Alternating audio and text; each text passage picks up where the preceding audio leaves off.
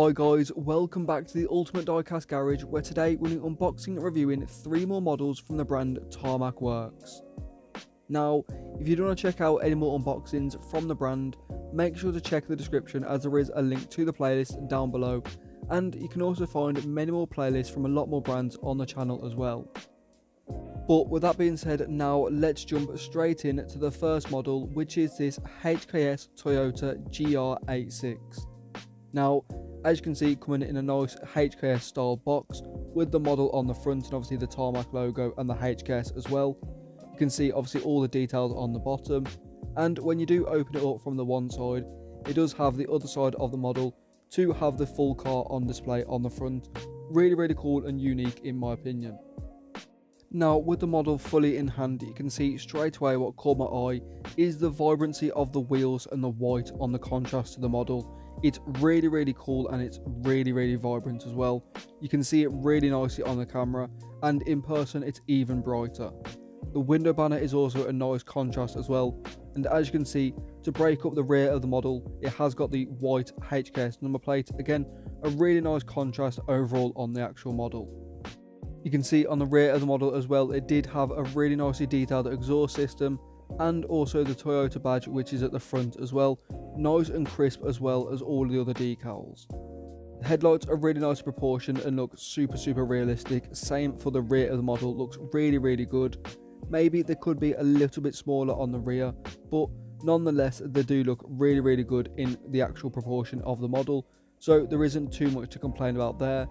You can see the spoiler is nicely proportioned as well, and it does have a nice carbon effect on the livery on the door panel, which again is just a nice little added extra to the HKS livery. You can see it sits really nicely and does look like it does have camber on the wheels, although it doesn't actually have them. It does look like that when it is sat, which again is really cool that they've managed to accomplish that with the model. And here you can see just how realistic the rear of the model does look. It's really good and nice and crisp, especially for the decals and the tail lights as well. But that now brings us on to the second model of the video, which is this Lamley Group Nissan Skyline HT2000 GTR. Coming in a nice white textured looking box with a nice design over the front and also the skyline, and a nice blue stripe around the bottom as well, obviously just to break it up a bit.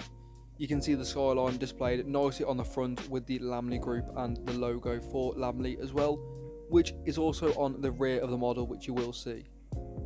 Now, we have already unboxed 2 versions of this model on the channel before, which was the special editions, but I was super excited to check this out as it's definitely a different variation with lots of new decals, and I believe it's got different wheels as well. So again, super excited to check it out. As you can see, the wheels do spin and they've got the nice chrome contrast to the white. Obviously it's not as bright as the white from the GR86 that we have just unboxed, but nonetheless you can see it's a nice classic look and a nice contrast to the skyline as well. You can see all the metal trim around the windows and also the grille and tail lights on the rear, which look really good and obviously give it again that nice classic look and feel.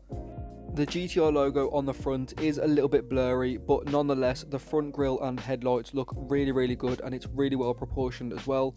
And the black bonnet is a really nice contrast to the overall look of the model. Now, if you didn't like these wheels, as you can see, obviously these are all screw based, so you can swap them and also add brake discs as well. But nonetheless, you can see this model sits really cool and looks really clean as well. Like I say, the GTR logo isn't too clear on the front, it is a little bit blurry, but nonetheless you can definitely tell it's a GTR logo and you can definitely see it nonetheless. Same for the rear, it has got the GTR badge, a little bit blurry, but nonetheless you can definitely see it's there. Obviously there you can see the Lamley Group logo on the rear of the model, and obviously the silver trim around the rear tail lights as well. But that now brings us on to the third and final model of the video, which is this Datsun Bluebird 510 wagon in the police livery.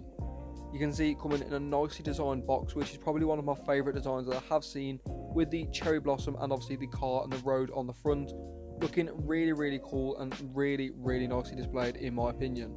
Out of the box you can see the model isn't as crazy looking with all the decals as the Skyline, or isn't as intense with the HKS livery, but you can still see it's super clean, and you can see the chrome wheels really offset the black colour on the model on the bottom half, with obviously the white at the top in a really nice colour.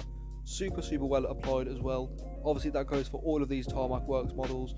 All of the whites have been applied really well. Obviously you know that it is one of the hardest paints to get correct.